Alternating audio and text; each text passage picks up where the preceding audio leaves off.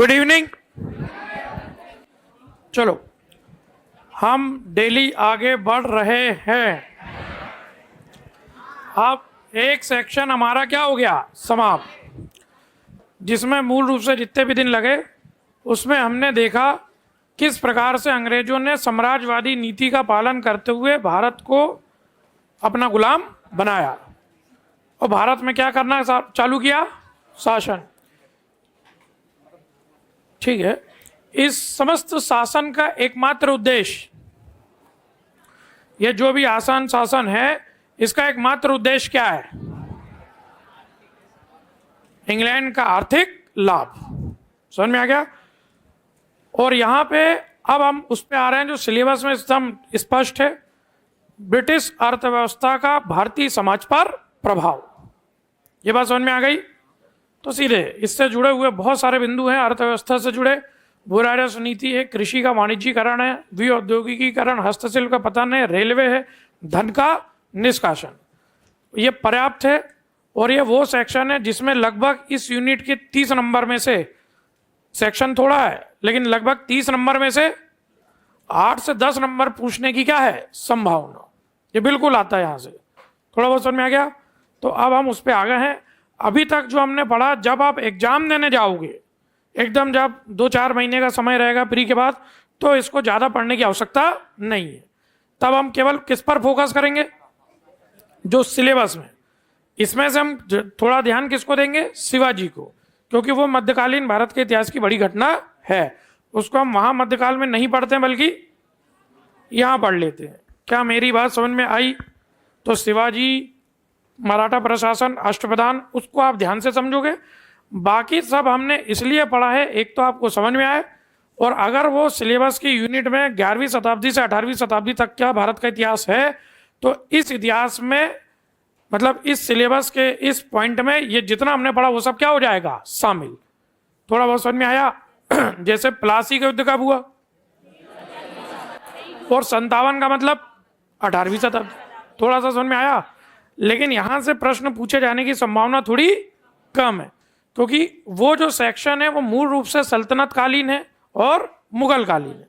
लेकिन ऐसा नहीं है कि केवल उस समय उसी भारत के इतिहास का महत्व है, इस इतिहास का महत्व नहीं है। ऐसा नहीं है। यहां से भी हो सकता है कोई प्रश्न भूले भटके आ जाए। बोलो हाँ। इसलिए अभी तो पढ़ना है, अभी तो कमांड बनानी है। लेकिन जब एकदम हम प्री दे देंगे और जब हमारे पास समय कम रहेगा और सिलेबस ज्यादा रहेगा, तो हमें केवल फोकस किस पे करना है, सिलेबस पे। क्या मेरी बात समझ में आई? अब हम आ रहे हैं ब्रिटिश अर्थव्यवस्था भारतीय समाज पर, उस पर प्रभाव। अगर ध्यान दें, इसका पहला जो स्टेट पीएससी का बहुत अच्छा प्रश्न बनता है वो आता है उपनिवेशवाद के विभिन्न चरण। ये सभी स्टेट पीएससी का बहुत लोकप्रिय प्रश्न है। कौन सा लोकप्रिय प्रश्न है? उपनिवेशवाद के विभिन्न चरण। ठीक है, 7 का भी बन सकता है और 11 का भी, 10 का भी, सॉरी 10 का भी। इसमें इस सेक्शन में ध्यान से समझना, इस सेक्शन में अगर समझ लोगे तो पूरे के पूरे नंबर मिलने की संभावना। इस सेक्शन में रटने वाली चीजें अत्यंत कम है। केवल कौन सी वाली चीजें, समझने। और समझने के आधार पर चाहो तो 2 में लिख दो, चाहो तो 7 में लिख दो, चाहो तो 10 में लिख दो, वो आपके ऊपर रहेगा। क्योंकि समझ के आधार पर जितनी चाहे उतनी विस्तृत व्याख्या आप कर सकते हो। मेरी बात समझ में आई? सीधा प्रश्न आएगा, राज्य की मुख्य परीक्षाओं का एक लोकप्रिय प्रश्न, उपनिवेशवाद के विभिन्न चरणों की व्याख्या कीजिए, उपनिवेशवाद के विभिन्न चरणों का मूल्यांकन कीजिए। कोई डाउट नहीं, सीधा प्रश्न। अगर हम पढ़ने जा रहे हैं उपनिवेशवाद के विभिन्न चरण, तो सबसे पहले हमें समझ में आना चाहिए कि उपनिवेशवाद क्या है। बोलो हाँ। कि पहले तो यह समझ में आना चाहिए कि कोलोनिज्म क्या है या उपनिवेशवाद क्या है। तो ऐसे ही समान से पूछे, देखो, एक होता है उपनिवेशवाद और एक होता है साम्राज्यवाद। साम्राज्यवाद को कहते हैं इंपीरियलिज्म और उपनिवेशवाद को क्या कहते हैं, कोलोनिज्म। क्या मेरी बात समझ में आ रही है? अब दोनों में लगभग एक देश किसी दूसरे देश पर शक्ति के माध्यम से क्या कर रहा है, शासन। शक्ति के माध्यम से अपने शासन का क्या कर रहा है, विस्तार। शक्ति का माध्यम क्यों जरूरी है, क्योंकि ये वो समय है जब शक्ति के आधार पर ही किसी दूसरे देश पर शासन किया जाए। उस दौर में कोई संधि वंदी वाली कंडीशन नहीं है कि कोई देश अपनी इच्छा से आपको अपने देश पर क्या कर रहा है, शासन करने का अधिकार दे रहा है। थोड़ा सा समझ में आया? तो दोनों में लगभग समानता यह है कि दोनों में कोई देश दूसरे देश पर क्या कर रहा है, शासन। बोलो हाँ। लेकिन साम्राज्यवाद में थोड़ा सा डिफरेंस आ जाता है उपनिवेशवाद से।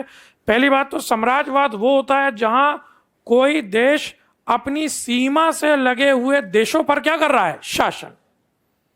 कोई देश अपनी सीमा से लगे हुए देशों पर क्या कर रहा है, शासन। अपनी सीमा से लगे हुए देशों पर साम्राज्य विस्तार की नीति अपना रहा है। एक समान सा डिफरेंस, उपनिवेशवाद में कोई देश होगा वो दूसरे देश पर क्या करेगा, शासन। अर्थात हो सकता है वो उसकी सीमा से लगा हुआ ना हो।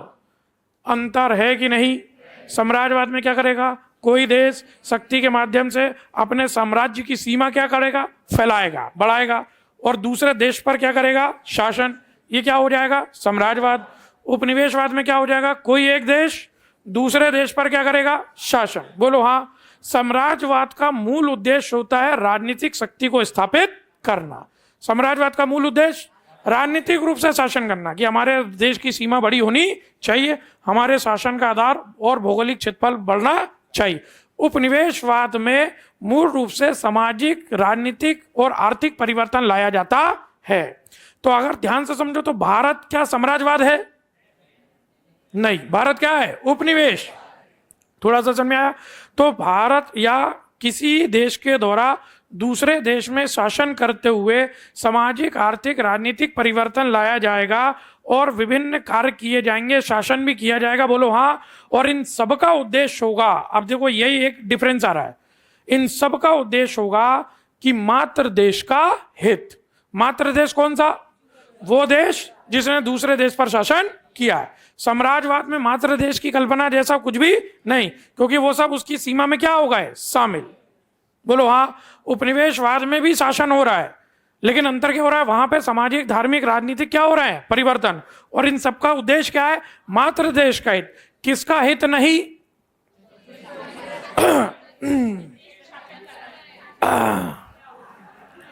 पानी है क्या है? ये पता नहीं कब का है, अभी का है।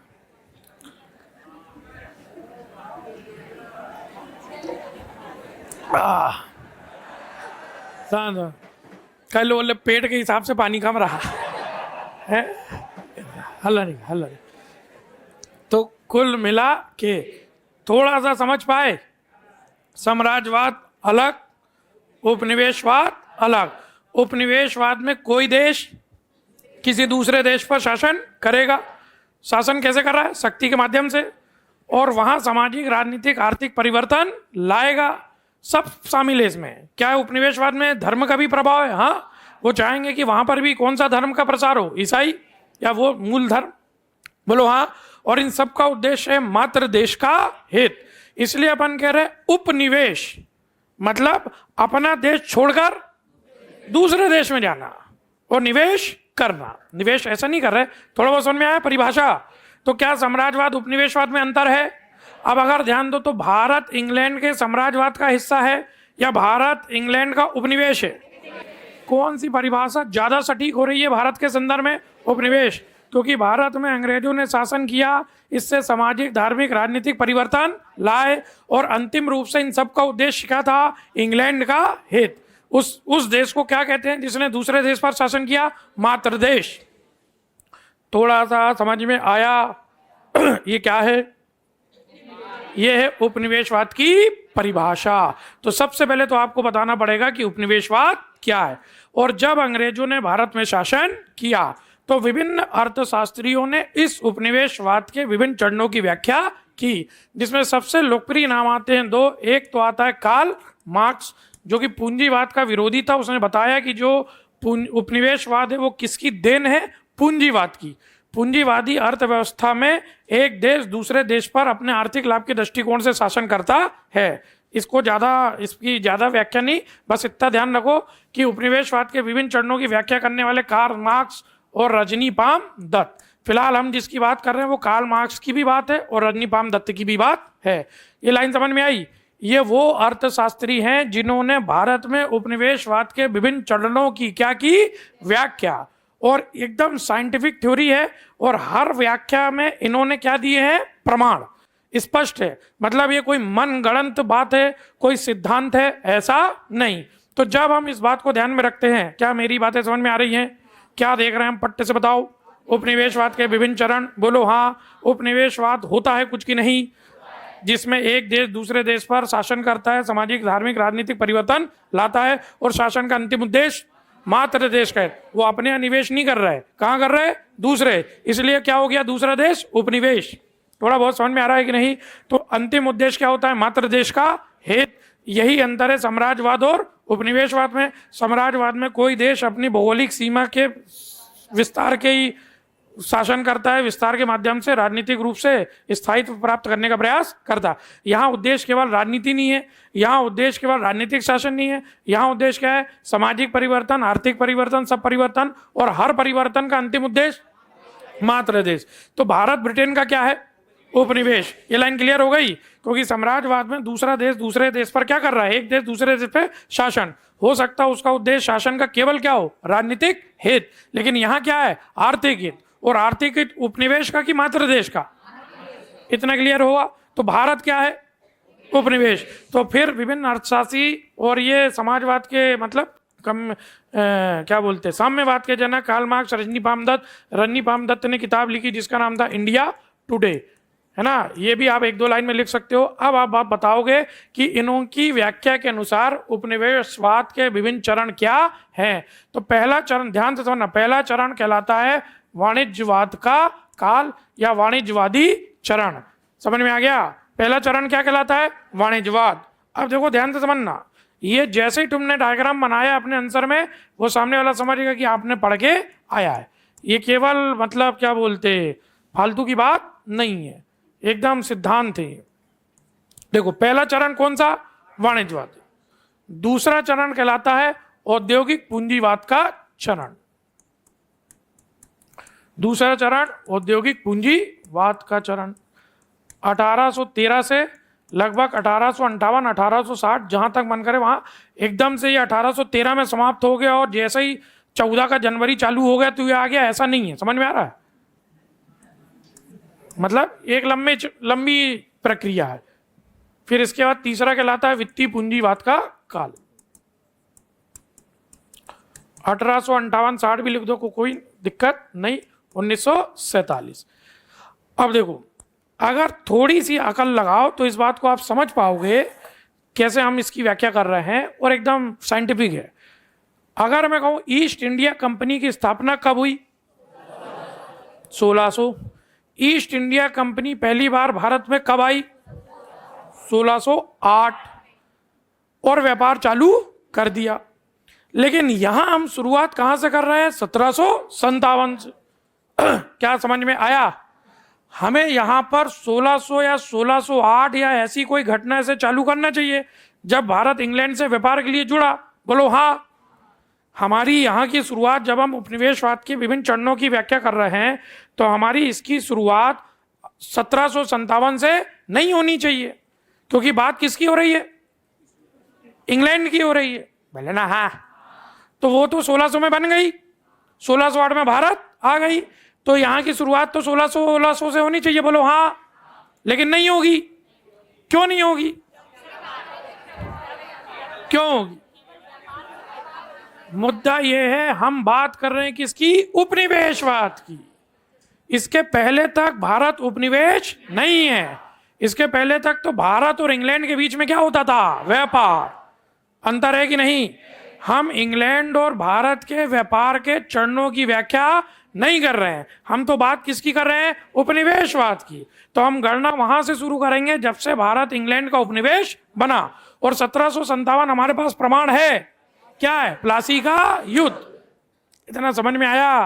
तो बात यहां क्या हो रही? उपनिवेशवाद। अब ध्यान समझना, इसके पहले तक क्या होता था? इसके पहले तक ईस्ट इंडिया कंपनी बनी और उसने भारत या पूर्वी एशियाई देशों से व्यापार का अधिकार प्राप्त किया, और भारत आकर व्यापार करना प्रारंभ किया, और इस व्यापार के लिए उन्होंने वहां की मुद्रा भारत लाई, और उस मुद्रा को कहते हैं बुलियन। बुलियन अपने आप में कितना नंबर?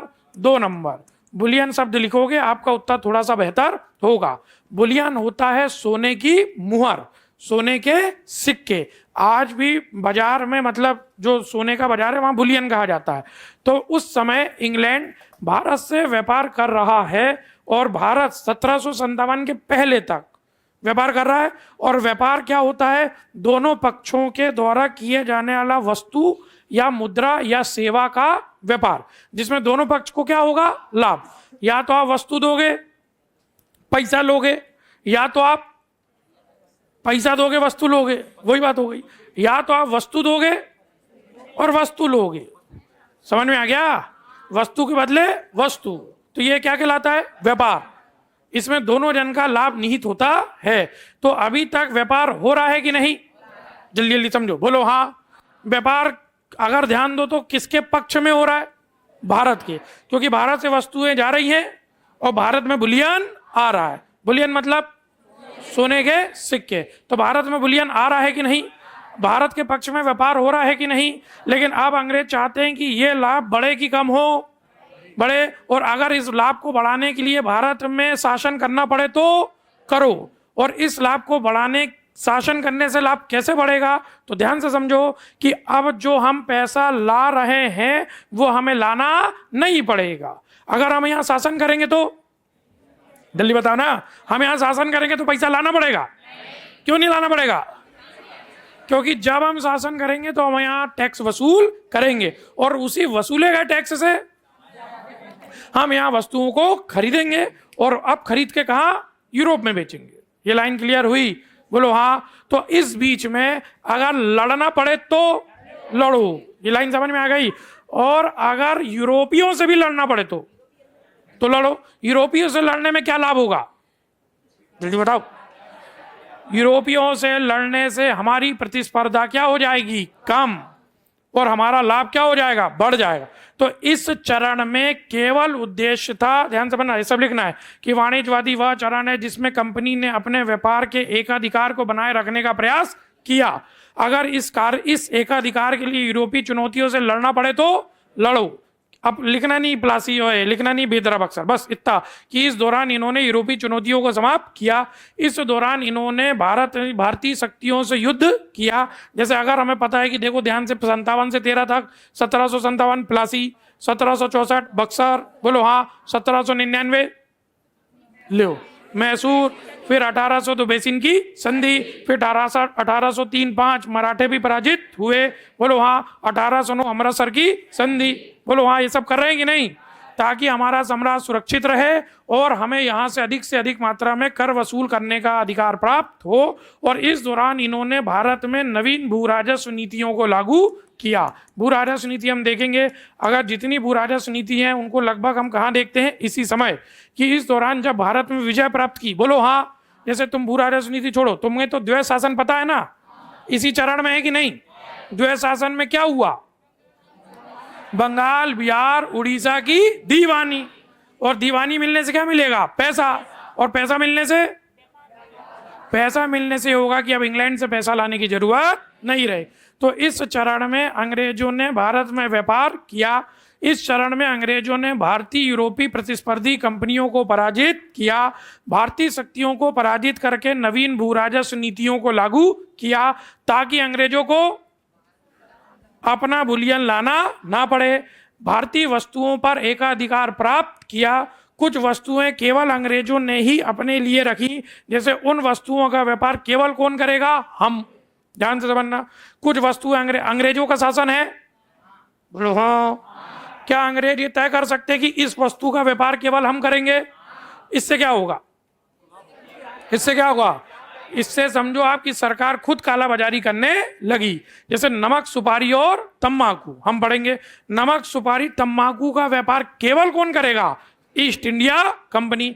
वो भारतीयों से खरीदेगी और उसकी कीमतें निर्धारित करेगी। अगर कंपनी भारतीय वस्तुओं पर एकाधिकार कर रही है तो इससे कीमत बढ़ रही है कि कम हो रही है? जल्दी बताओ। बढ़ रही है, ताकि अंग्रेजों को लाभ हो और ब्रिटेन से पैसा लाने की जरूरत ना रहे। तो क्या वाणिज्यवादी चरण, थोड़ा सा समझ में आया, सीधे लिखना है। वाणिज्यवादी चरण कब से कब तक? 1797 1813, सही है। वाणिज्यवादी चरण में क्या किया इन्होंने? अपने व्यापार को सुरक्षित रखने का कार्य किया, अपने व्यापार के लाभ के लिए भारत में लड़ाइयाँ लड़ी, व्यापार के लाभ के लिए यूरोपीय प्रतिस्पर्धी कंपनियों को पराजित किया, बोलो हाँ, और व्यापार के लाभ के लिए भारतीयों को पराजित करके भारत में नवीन भूराजस्व नीति लागू की ताकि अब इंग्लैंड से राशि लाने की जरूरत ना रहे। भू राजस्व नीति के तहत भारत में अत्यधिक कर वसूल प्राप्त किया और उसी कर से भारतीय वस्तु को खरीदा और ब्रिटेन में बेचा। केवल किसको लाभ हो रहा है? अंग्रेजों को। क्या भारत को लाभ हो रहा है? क्यों नहीं हो रहा भारत को लाभ? इसलिए नहीं हो रहा, बात समझो, क्योंकि भारत का पैसा भारत में खर्च नहीं हो रहा। अगर भारत में ही कर वसूलते और भारत में ही वस्तु खरीदते और भारत में ही बेचते तो क्या बोलते, मुद्रा का संचलन बना रहता। लेकिन यहां पर भारत में कर वसूल के बेची कहां जा रही है? इंग्लैंड में। तो लाभ किसको हो रहा है? इंग्लैंड में। इसलिए भारत उपनिवेश है, गरीब है। बस एक ही बात बोल दो, गरीब है। आज बहुत बड़ा हो गया भारत, उस समय था गरीब गधे। इसलिए भारत क्या है? उपनिवेश। हर कार्य को करने का एकमात्र उद्देश्य मात्र देश का हित। पहला चरण थोड़ा सा समझ में आया।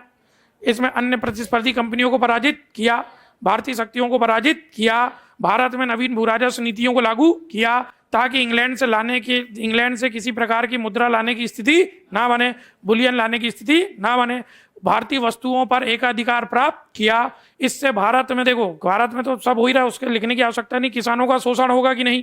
क्यों होगा? क्योंकि कर की राशि अधिक, बोलो हाँ। भारत के व्यापारियों को लाभ होगा कि नहीं? नहीं, क्योंकि लाभ किसको होगा? अंग्रेजों को। इतना क्लियर हुआ? चलो, तो ये कहलाता है वाणिज्यवादी चरण। अब देखो, अब ध्यान से समझना, अब ये चरण चलता रहेगा, लेकिन इसी बीच में कुछ परिवर्तन हो जाएगा। वो कैसे होगा? ध्यान से समझना, काम की बात है। कई बार सुनेंगे इस चीज को। 1750 से 1850 बोलो बच्ची। 1750 से 1850 ये वो 100 वर्ष हैं जिसमें इंग्लैंड में हुई औद्योगिक क्रांति। बिल्कुल लिखोगे आप। ये मतलब बिल्कुल, मैंने आपसे कहा ना, साइंटिफिक है। ऐसा नहीं कि केवल आपकी व्याख्या है, केवल आपने कहा है। जैसे धन का निष्कासन जो हुआ उसको अंग्रेज मानते ही नहीं है, वो कहते हैं केवल आपकी व्याख्या है, अन धन का निष्कासन कुछ हुआ नहीं। लेकिन यहां ऐसा नहीं है, ये पूरा कैसा है? साइंटिफिक है, प्रमाण है। उल्लुओं, 1750 से लिख रहे हो आप, ये लिख दिया आपने 4-5 लाइन, जितना मन करे उतना बोलो हाँ। अगला चरण 1750 से 1850 का समय इंग्लैंड की औद्योगिक क्रांति का काल कहलाता है। इंग्लैंड में जितनी परिस्थितियां हुई, जैसे आविष्कार हुए, वैज्ञानिक खोजें हुई, बोलो हाँ, वो भाप का इंजन आया, बड़ी बड़ी मतलब जो भी है मशीनें आई, बोलो हाँ, टाइपराइटर आया, वो सब नहीं लिखना है आपको। इतना समझना है कि ये वो दौर है जब इंग्लैंड में औद्योगिक क्रांति। समझ में आ गया? औद्योगिक क्रांति के परिणाम स्वरूप इंग्लैंड में नवीन अर्थव्यवस्था ने जन्म लिया। वो नवीन अर्थव्यवस्था क्या कहलाएगी? औद्योगिक अर्थव्यवस्था। इसके पहले तक कृषि, अब वो किस में बदल गई? उद्योग। थोड़ा सा समझ में आया? किस वजह से? औद्योगिक क्रांति की। समझ में आ गया? अब औद्योगिक क्रांति हुई, मशीनें आई, आविष्कार हुए कि नहीं? अब औद्योगिक क्रांति को सफल बनाने के लिए चाहिए आपको कच्चा माल। कच्चा माल समझते हो? जैसे बस जैसे कपड़े के लिए कपास, जैसे रंग के लिए नील, जैसे दवाई के लिए अफीम, जैसे, समझ में आ गया? हाँ, जैसे लकड़ी सब, ये सब क्या है? कच्चा माल, ताकि नए नए वो बनाया जा सके लकड़ी के सामान। बोलो हाँ। तो कच्चा माल चाहिए कि नहीं? अब या तो कच्चा माल इंग्लैंड में हो जाए। किस लिए चाहिए कच्चा माल बच्ची? उद्योगों के लिए। तो या तो कच्चा माल इंग्लैंड में हो जाए, और इंग्लैंड में नहीं है तो बाहर से मंगाओ, और बाहर से मंगाओ तो पैसा दो। इसलिए बाहर से मत मंगाओ, वहां से मंगाओ जहां हमारा शासन है, वहां हमें पैसा देने की जरूरत नहीं है। तो कच्चा माल सीधे कहां जाएगा? इंग्लैंड। समझ में आया? अभी रुक जाओ। अब यही कच्चा माल पक्का हो जाएगा। पक्का हो जाएगा कि नहीं? कैसे पता पक्का हो जाएगा?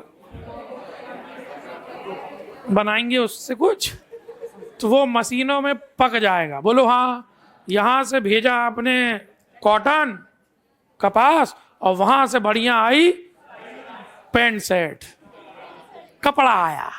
बोलो हाँ, सही है कि गलत है? बोलो हाँ, कपड़ा आ गया कि नहीं? और ये कैसा कपड़ा है? सूती कपड़ा, मशीनों में बना हुआ। ये कैसा कपड़ा है? मशीनों में। ध्यान समझना। अब इंग्लैंड में कपड़ा बना कि नहीं, तो इंग्लैंड में बिकेगा कि नहीं? तो इंग्लैंड में क्या उतना बिक जाएगा जितना बना है? उसको और भी बनाओ, और दिन रात मशीनों में बनवाओ, और भारत में बेचो। सही है कि गलत? बोलो हाँ। इस चरण को क्या कहते हैं? औद्योगिक पूंजीवाद। और इंग्लैंड में कैसे, इंग्लैंड के कपड़े को भारत में कैसे बेचोगे? अधिक दाम पे? नहीं, बताता हूं। बोलो हाँ। तो क्यों बेच पाओगे? अभी तक नहीं बेच पाओगे क्योंकि 1813 तक, ध्यान समझना, यही है आपके पास प्रमाण। 1813 तक कंपनी का एकाधिकार था। अगर भारत से कोई वस्तु खरीदेगी, चाहे कच्चा हो चाहे पक्का, तो केवल कौन? कंपनी। भारत में कोई वस्तु बेचेगी, चाहे कच्चा चाहे पक्का, केवल कौन? कंपनी। ध्यान से समझना। लेकिन क्योंकि अब इंग्लैंड में हो गई औद्योगिक क्रांति, कच्चा माल चाहिए कि नहीं? पक्का माल बेचना है कि नहीं? बाजार चाहिए कि नहीं? बोलो हाँ। तो उसके लिए 13 के चार्टर एक्ट में लिखा, ये है आपका सबसे महत्वपूर्ण पॉइंट। इस एक्ट में लिखा, पार्लियामेंट ने एक्ट पारित किया 1813 का चार्टर एक्ट। बोलो हाँ। और इस एक्ट में लिखा, ईस्ट इंडिया कंपनी का व्यापारिक एकाधिकार समाप्त। ये आपको लिखना ही पड़ेगा। इसके लिखे बिना आपकी बात सही साबित नहीं होगी। 1813 के चार्टर एक्ट में लिखा, ईस्ट इंडिया कंपनी का व्यापारिक एकाधिकार समाप्त। अगर थोड़ी सी कल्पना करो तो क्या ये बड़ी घटना है? बड़ी घटना है? क्या सोच के बोल रहे हो बड़ी घटना है? है एकाधिकार। हाँ ठीक है, सही बात है। हाँ सही बात है, सही बात है। 213 सालों तक केवल यह काम कौन कर रहा था? East India. मजाक है। आप ध्यान दो तो 1600 में कंपनी बनी। कितने वर्षों की अनुमति थी? 15। हर 15 साल में इसे बढ़ा दिया जाता था। इसके पहले तक 213 सालों तक अगर भारत से कोई व्यापार कर रहा था तो वो थी ईस्ट इंडिया कंपनी। लेकिन क्योंकि अब भारत उपनिवेश है, मातृ देश इंग्लैंड है, तो अब वहां की नीतियों में ऐसा परिवर्तन लाओ जिससे इंग्लैंड का लाभ हो। तो इस एक्ट के माध्यम से ईस्ट इंडिया कंपनी का व्यापारिक एकाधिकार समाप्त। इसलिए इस चरण की शुरुआत कब से? 13 से। क्या आपको समझ में आ रहा है? बोलो हाँ। 1813 के चार्टर एक्ट के तहत ईस्ट इंडिया कंपनी का व्यापारिक एकाधिकार समाप्त। तो क्या इस लाइन का कोई मतलब है? हाँ। अब कोई भी कंपनी भारत से व्यापार कर सकती।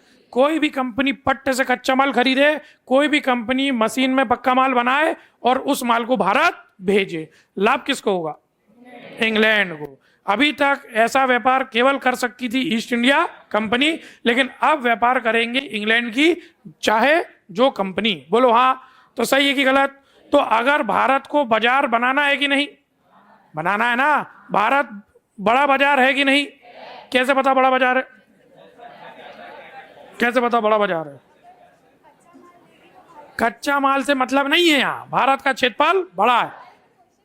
क्वेश्चन कर रही हो, बड़ा अच्छा तरीका। मैं तुमसे पूछ रहा था तो उसके पहले तुम्हें बोले नहीं नहीं तुम छोड़ो, पहले मेरा प्रश्न का उत्तर दो। बताओ बताओ। भारतीयों को पैसा देंगे, बहुत बढ़िया। देखो इनकी बात कितनी सही है। कच्चा माल लेंगे तो भारतीयों को पैसा देंगे कि नहीं? पहली बात कि हो सकता है वो भारतीयों को पैसा ना दे। क्यों ना दे? क्योंकि वो सरकार है। चलो मान लिया कि वो उतने निर्दयी नहीं है, बोलो हाँ, तो तुमको पैसा भी दे रहे हैं, बोलो हाँ, सही है कि गलत, मान लेते हैं। लेकिन ऐसी स्थिति में आपके यहाँ उद्योगों का विकास होना चाहिए, क्योंकि आपके पास कच्चा माल है और उनकी सरकार है, तो उनकी जिम्मेदारी आपको केवल कच्चा माल बनाने वाला देश बनाना है कि औद्योगिक अर्थव्यवस्था वाला देश बनाना होना चाहिए? होना क्या चाहिए कि अगर आपके यहाँ कच्चा माल है तो आपके यहाँ भी उद्योगों का विकास हो। लेकिन उनने ऐसा नहीं किया, क्योंकि उनका उद्देश्य इंग्लैंड के उद्योगों का विकास करना था, ना कि भारत। आ गई समझ में? अगर यही तो मामला है ना, क्या मामला है? यही तो बात है उपनिवेश की। आप क्या हो? उपनिवेश। हर काम का उद्देश्य मात्र देश का है। उपनिवेशवाद, उपनिवेश का हित उनका उद्देश्य नहीं है। वो चाहते तो जैसे वहां उद्योग डेवलप हुए वैसे यहां कर सकते। यहां का कच्चा माल यहीं पे बनता और यहीं पे बाजार मिल जाता, लेकिन उनने ऐसा नहीं। क्या मेरी बात समझ में आ रही है? बोलो हाँ। और अगर भारत को, इतना समझ में आ रहा है, अगर भारत को बाजार बनाना है, बोलो हाँ। क्या हाँ? हाँ, तो भारत में और कोई भी परिवर्तन होने चाहिए कि नहीं? होने चाहिए। बताता हूं। तो भारत में कैसे परिवर्तन होने चाहिए? भारत में सामाजिक परिवर्तन होने चाहिए, ताकि भारत के लोग हमारी वस्तुओं के क्या करें? खरीदें। भारत के लोग हमारी वस्तुओं को बाजार के रूप में खरीदें। और कैसे सामाजिक परिवर्तन होगा? देखो बड़ी बारीक बात है कि अगर भारत को हम बनाते हैं शिक्षित, भारत में हम शिक्षा के लिए क्या करते हैं? कर। सही है कि गलत? और ये बात इसी 13 के चार्टर एक्ट में लिखी है। ये इस चरण में होने वाले सामाजिक परिवर्तन हैं। अगर हम भारत में शिक्षा के लिए काम करेंगे तो धीरे धीरे एक भारत में ऐसा वर्ग बनेगा जो शिक्षित होगा, और जो शिक्षित होगा वो हमारी वस्तुओं को खरीदेगा। ये कैसे तय हो गया कि जो शिक्षित होगा वो उनकी वस्तुएं खरीदेगा? बात सस्ते महंगे की नहीं है, वो अपने आप को आधुनिक साबित करेगा। किन वस्तुओं के माध्यम से? अंग्रेजों। आज भी होता है कि नहीं? आज अगर कोई पढ़ा लिखा है, ज्यादा ही पढ़ा लिखा है, तो वो ओट कोट पहनेगा कि नहीं? और हो सकता है कोई पढ़ा लिखा नहीं है तो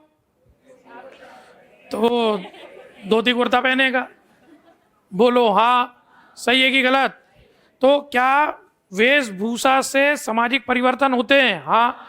क्या अगर ऐसे लोग बन जाएं जो हमारी वस्तुओं को खरीदें? कौन सी वस्तुओं को खरीदें? चलो ऐसे ही तो मैं बताता हूं। जीन्स होती है, जीन्स मैं भी तो नहीं पहना कहीं, पहन लिया। जीन्स होती है, मूल रूप से जीन्स कहाँ की है? कहाँ की है? अमेरिका की है। और ये मोटा कपड़ा होता है, कॉटन का। क्यों मोटा कपड़ा होता है? वहां ठंडी होती है। भारत में ऐसी ठंड नहीं होती। भारत में तो साउथ इंडिया में लुंगी पहनते ना लोग, तो लुंगी अच्छी की बुरी है? अच्छी है। लेकिन भारत में अब आदमी साबित करता है कि नहीं, मैं भी कैसा हूं, मेरी मानसिकता अच्छी है, मैं उस विचारों से प्रभावित हूं जो इस समय पश्चिम में चल रहा है, इसलिए व्यक्ति क्या पहन लेता है? जीन्स। बोलो हाँ। तो क्या भारत को शिक्षित करने से भारत में ऐसा सामाजिक परिवर्तन होगा जिससे इंग्लैंड के उद्योगों को लाभ होगा? सही है कि गलत? तो यहां दिखेंगे कि नहीं? दिखेंगे। ना केवल शिक्षित बल्कि ईसाई धर्म का क्या करेंगे? प्रचार। एक बड़ी संख्या में भारत में अगर ईसाई लोग होंगे तो वो हमारी वस्तु और हमारे शासन दोनों का समर्थन करेंगे। सही है कि गलत? तो 13 के चार्टर एक्ट में लिखा कि अब ईसाई धर्म प्रचारक भारत में ईसाई धर्म का प्रचार कर सकते हैं। इसके बाद लगातार भारत में ईसाई धर्म प्रचारक आने लगे। सही है कि गलत? तो ये जो 13 के बाद परिवर्तन हो रहा है, लगभग 50 तक की बात करें, 60 तक की बात करें, उसका उद्देश्य इंग्लैंड में औद्योगिक क्रांति के बाद की परिस्थितियां जो है, या औद्योगिक क्रांति के दौरान की जो परिस्थितियां हैं, उसमें इंग्लैंड को लाभ होना चाहिए। इंग्लैंड से लगातार भारत क्या आएगा? कच्चा माल। भारत इंग्लैंड का क्या बनेगा? बाजार। सही है कि गलत? भारत में वस्तुएं बिकेंगी कि नहीं?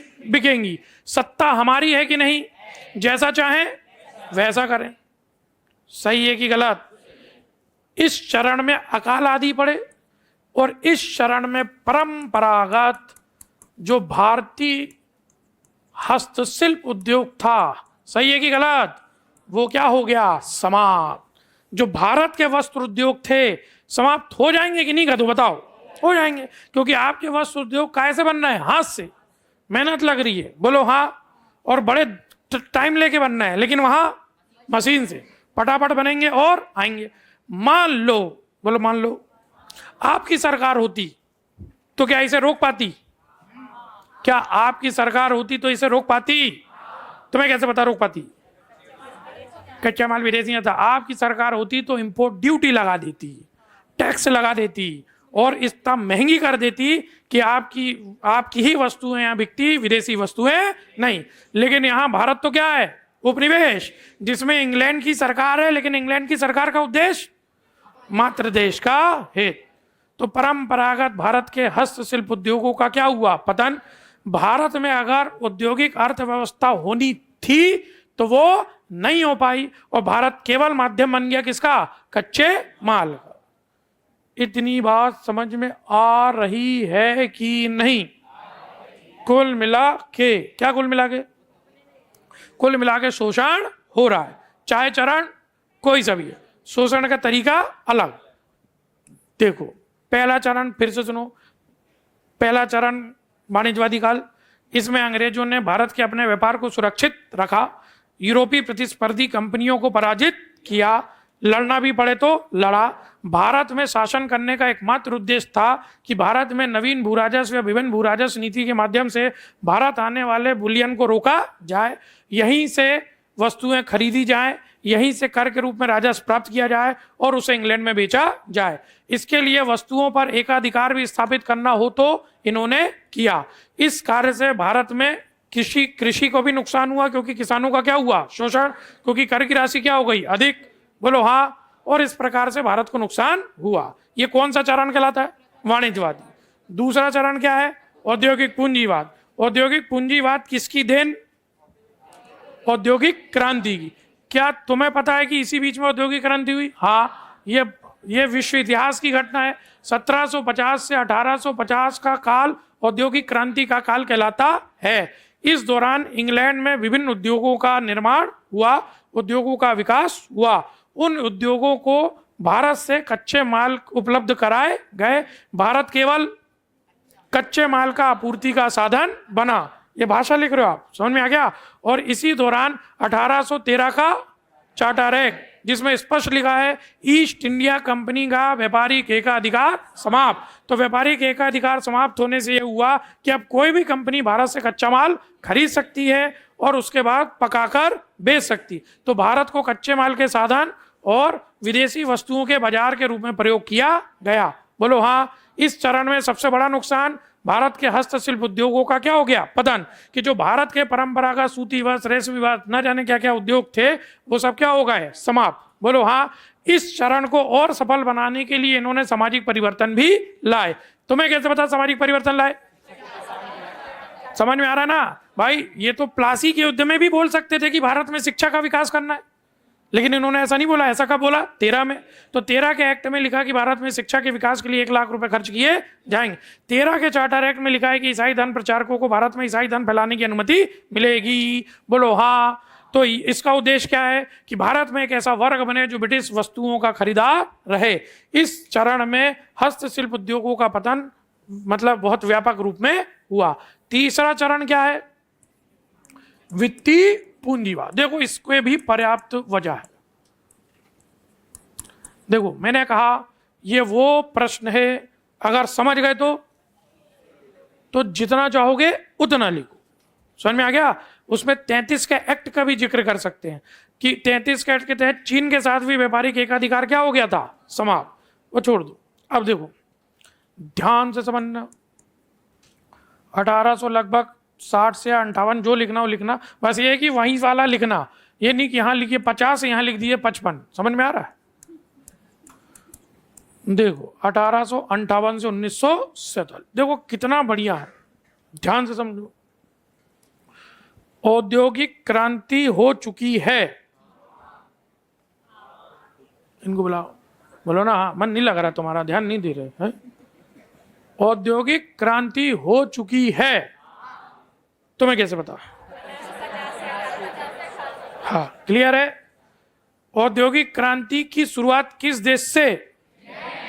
शाबाश, इंग्लैंड से। बहुत बढ़िया ज्ञान तुम्हारे पास, सही बात है भाई, है। औद्योगिक क्रांति हुई, इंग्लैंड में उद्योग बने, एक वर्ग बना, पूंजीपतियों का वर्ग। ये लिखना नहीं, बता रहा हूं। एक वो वर्ग बना जो अब उद्योगों का क्या था? मालिक। और औद्योगिक क्रांति के दौरान यूरोप के इतिहास में बड़ी बड़ी घटनाएं घटी। कब घटी? औद्योगिक क्रांति के दौरान। पहले जो जमींदार थे, ध्यान से समझना, पहले जो जमींदार थे वो अब पूंजीपति बन गए। सही है कि गलत? जो पहले किसान थे वो अब जमींदार बन गए। इतना बड़ा परिवर्तन थोड़ी आ रहा है। जो पहले किसान थे वो बन गए आप मजदूर। जो पहले जमींदारों के यहां खेती करते थे वो अब उद्योगों में काम करने लगे।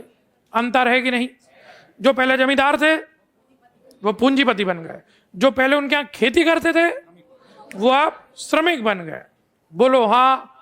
और पूंजीपतियों ने या जमींदार भी किसानों का शोषण करता था, लेकिन अब वो जमींदार पूंजीपति, तो अब पूंजीपतियों ने मजदूरों का शोषण किया। कैसे पता शोषण हुआ? जल्दी बताओ, जल्दी। शोषण हुआ, हाँ। सैलरी नहीं, काम के घंटे निर्धारित नहीं, भेदभाव। कैसा भेदभाव है? नहीं, ऐसा नहीं। उनका उद्देश्य काम लेना है, भेदभाव करना नहीं। आओ जमाजम काम करो, काम के घंटे निर्धारित नहीं, 24 घंटे काम करो। 1-2 साल का बच्चा है उसको भी बुलाओ, उसके हाथ में एक रुई का टुकड़ा दो, बोलो ले जा वहां, ये भी काम करेगा। बोलो हाँ। कुछ तो उठा के ले जा रहा है वो। बोलो हाँ। तो क्या हो रहा है? शोषण। बस्तियों का निर्माण हुआ, लोग मशीनों में फंस के मर रहे हैं, कोई देखने वाला नहीं, उसको हटा के काम चालू है। क्या हो रहा है ये? बोलो हाँ। और अब इस शोषण के खिलाफ यूरोप में क्रांतियों का सिलसिला शुरू हो गया। आज नहीं तो कल होगा।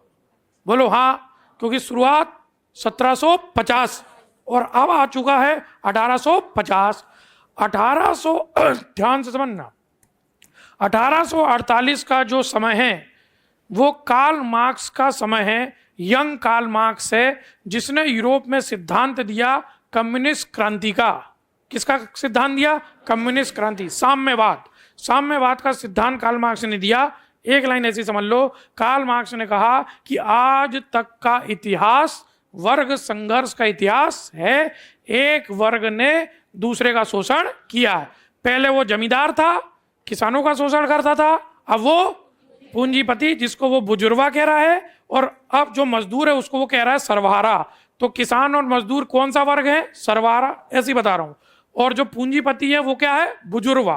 बोलो हाँ। तो एक वर्ग ने दूसरे का शोषण किया है, और यही संघर्ष का इतिहास आज तक का रहा है। एक ने शोषण किया है, दूसरे का शोषण हुआ है, और अगर इस शोषण से मुक्ति पानी है तो क्रांति करो।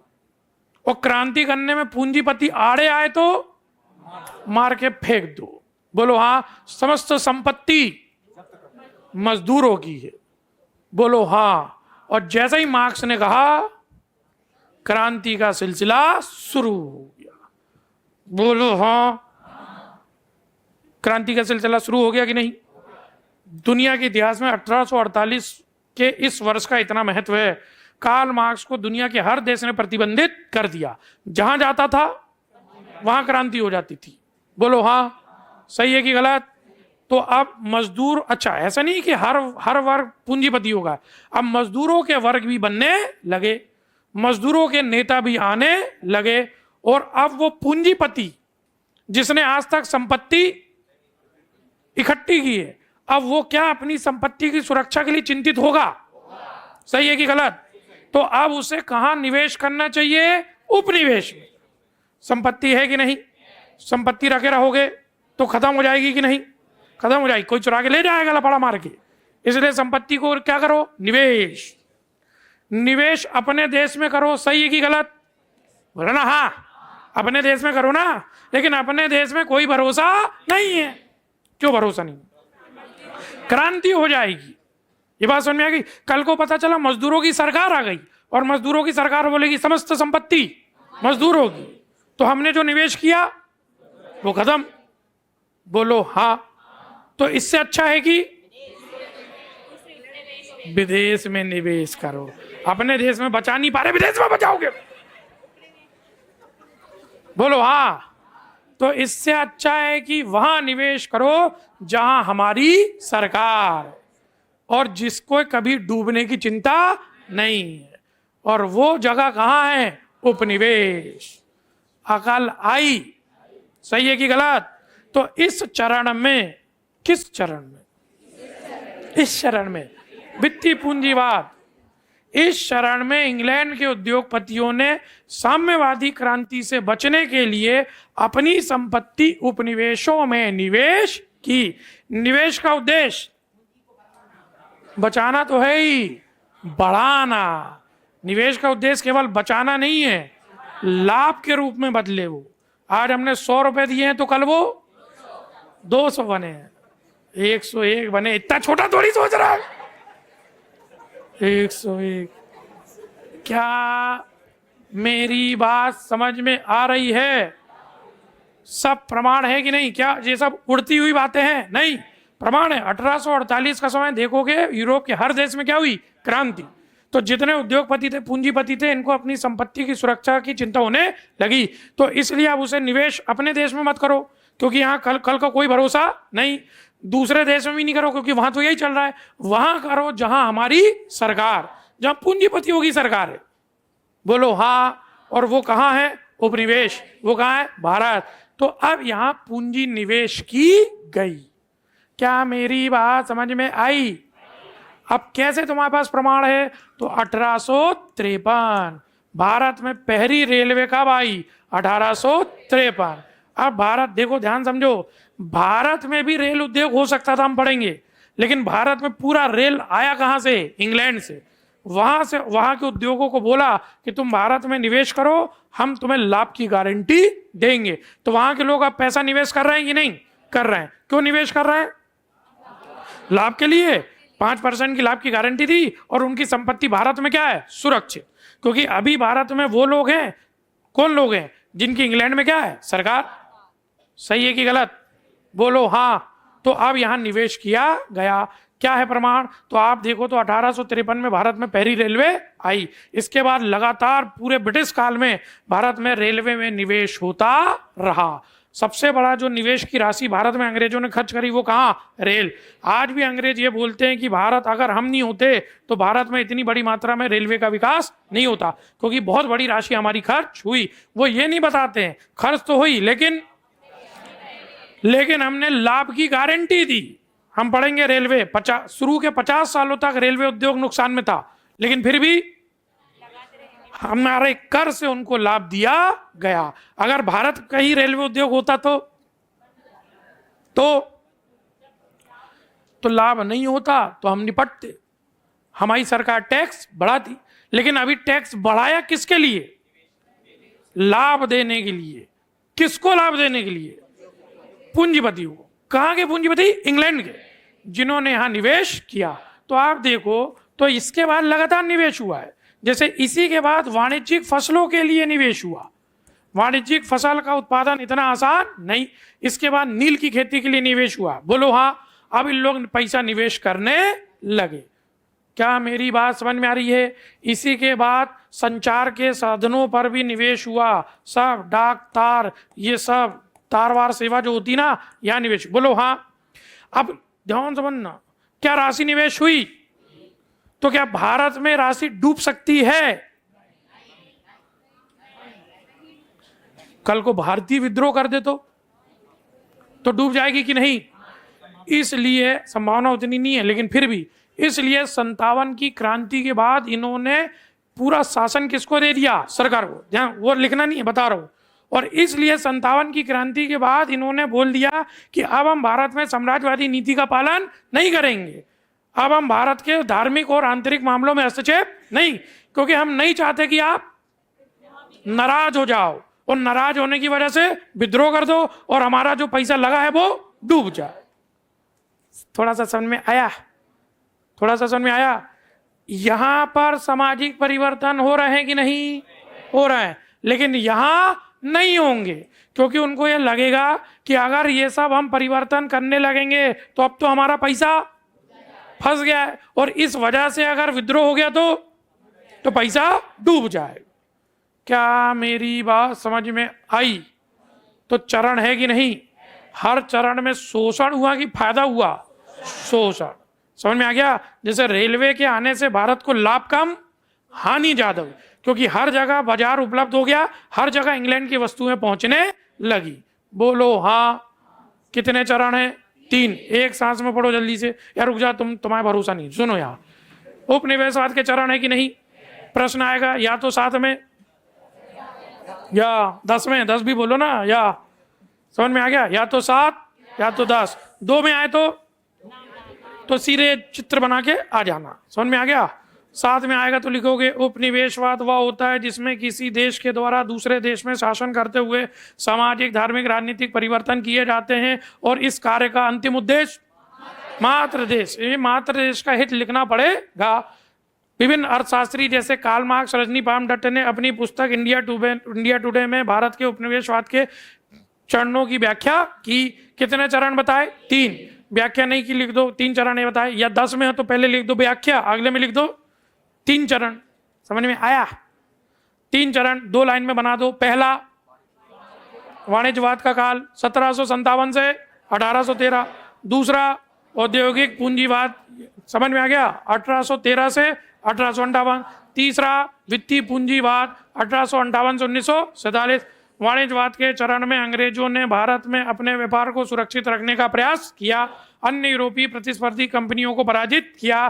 भारत में इंग्लैंड से आने वाले बुलियन को रोकने के लिए भारत में अधिकार प्राप्त कर नवीन भू राजस्व नीति लागू की।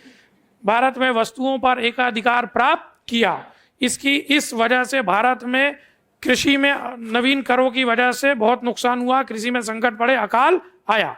बोलो हाँ। क्योंकि कर की राशि क्या थी? अधिक, क्योंकि अब उनको उसी पैसे से वस्तु खरीदनी है। दूसरा चरण कहलाता है औद्योगिक पूंजीवाद का काल। 1750 से 1850 का समय औद्योगिक क्रांति का काल कहलाता है, जिसकी शुरुआत इंग्लैंड से हुई। इस काल में भारत को उपनिवेश के रूप में केवल कच्चे माल के आपूर्ति साधनकर्ता के रूप में प्रयोग किया गया।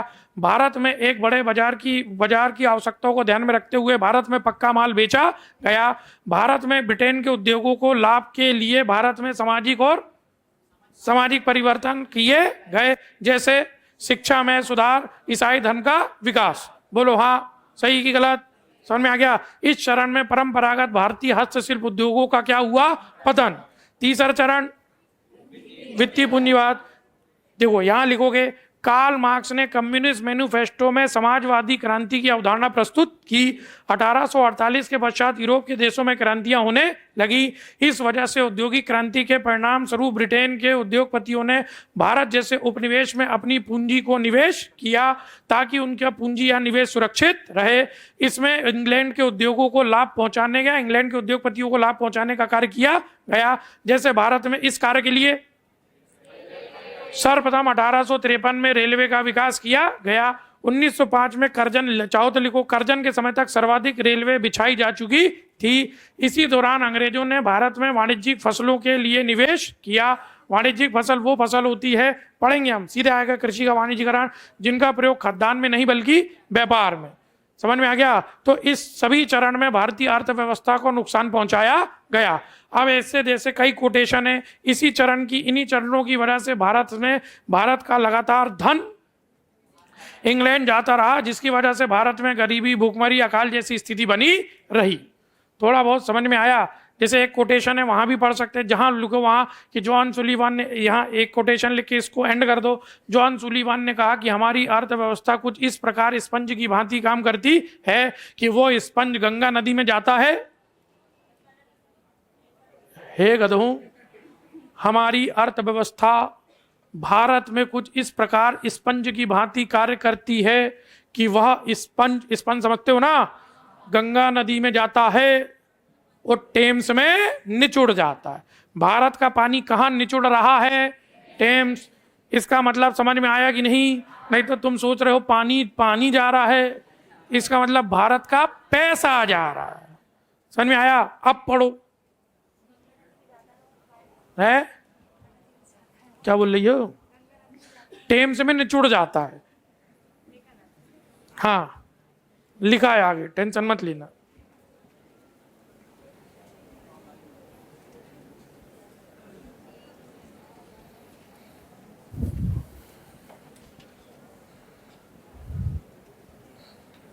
पढ़ो, कोई लाइन समझ में ना आई तो पूछो। देखो रेलवे वाला जो दूसरे पॉइंट में लिखा है, देखो नीचे लिखा है, उसको काट दो। वो कहां आएगा? तीसरे में। समझ में आया? रेलवे वाला जो औद्योगिक पूंजीवाद में लिखा है, नीचे का पॉइंट वो काट दो, नीचे लिखा होगा। हाँ तो हो सकता है पहले काट दिया जा चुका हो। पढ़ लो गधों। पढ़ो, एक भी शब्द समझ में ना तो पूछो, क्योंकि इसमें रटने का मामला नहीं है। इसमें रटने की चीज नहीं है। समझो और बढ़िया लिखो, 1 पेज 2 पेज 2.5 पेज।